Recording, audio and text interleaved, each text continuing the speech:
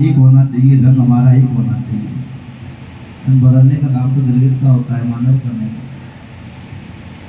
इसी बीच हमारे दानदाताओं में 3 नाम और जुड़े हैं।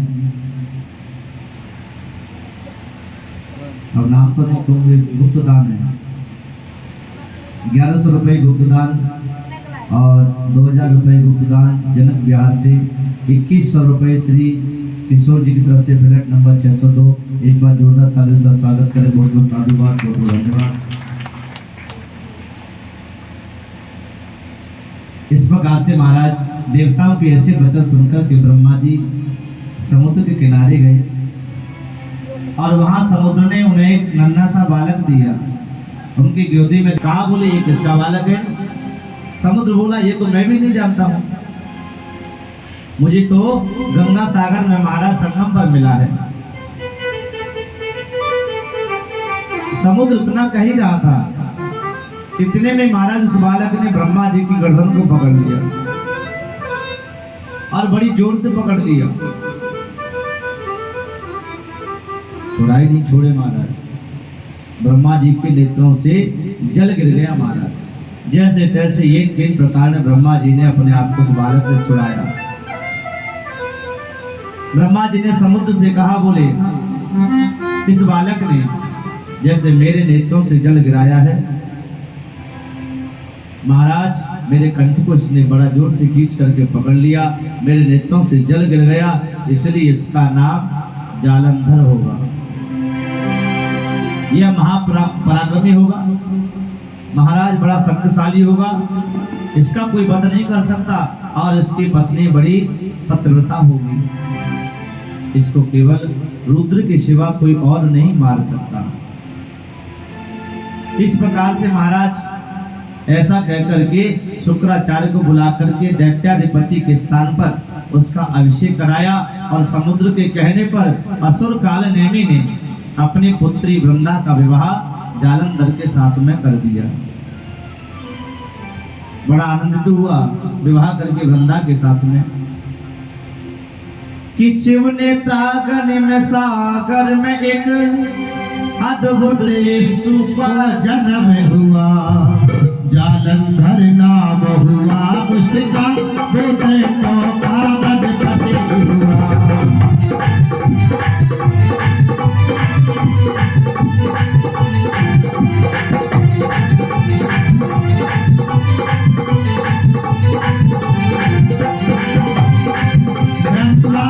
कहते सागर से ये वीर खरीद नहीं होगा, कोई नहीं मार सके इसको, ये सब तेरी हाथों से बदलूंगा।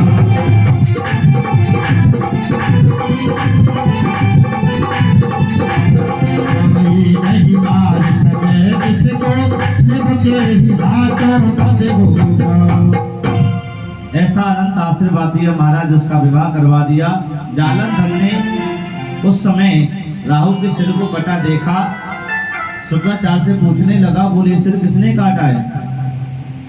शुक्राचार्य ने कहा, पहले तो विरोचन पुत्र बलि ने सभी देवताओं को पराजित कर दिया था और उस समय देवताओं ने विष्णु के सहयोग से दैत्यों से संधिकार कर समुद्र से मिलने वाले रत्नों का लोभ देकर के महाराज समुद्र मंथन करवाया और रत्न आपस में बांट लिए। पीछे अमृत निकला, उसे विष्णु ने छल करके मोहिनी अवतार धारण करके देवताओं को पिला दिया। राहु ने भी पीने का प्रयास किया महाराज, तो सुदर्शन के द्वारा उसके सिर को धड़ से अलग कर दिया गया। यह विष्णु के द्वारा काटा गया महाराज। जालंधर बड़ा क्रोधित हुआ। शुक्राचार्य ने सारा वृतांत कह सुनाया। जालंधर ने अपने घसमर नामक दूत को संदेश देकर के इंद्र के पास भेजा। दूत ने इंद्र से कहा, बोले देवराज, मैं दैत्याधिपति जालंधर का दूत हूँ और हमारे स्वामी ने कहलवाया है कि देवराज, तुमने मेरे पिता का मंथन करके और 14 रत्न निकले थे, उनमें से जो तुम्हारे पास है तो तुरंत मुझे वापस कर दो, मेरी शरण में आ जाओ। नहीं तो परिणाम बहुत बुरा हो जाएगा, आप आपत्ति में पड़ जाओगे।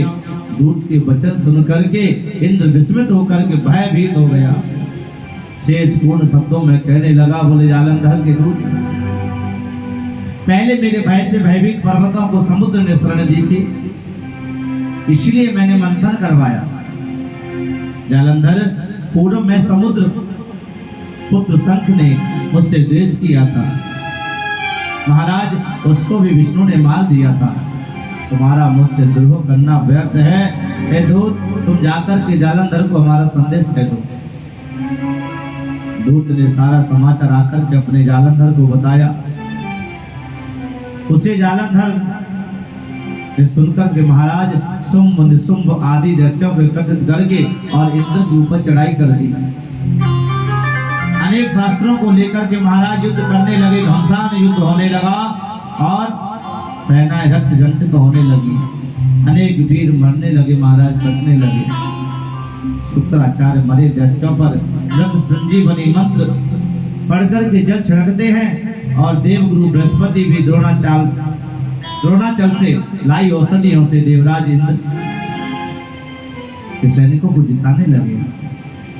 कि दानव और देव लड़े दोनों में भारी युद्ध हुआ।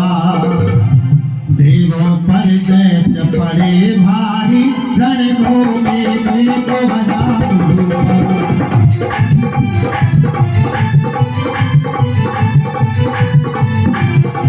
देवों पर दैत्य पड़े भारी, रणभूमि में तो बधाई हुआ। जालंधर ने देखा कि यहाँ दोनों जीवित हो रहे हैं, देवता भी जिंदे हो रहे हैं और मेरे गण भी जिंदे हो रहे हैं। शुक्राचार्य से कहने लगे, बोले अंगरा ऋषि द्रोणाचल से जो औषधि लेकर के आए हैं उससे देवों को जिंदा कर रहे हैं। तुम जाकर के द्रोणाचल को उखाड़ करके समुद्र में फेंक दो। और जालंधर शीघ्रता से जाकर के महाराज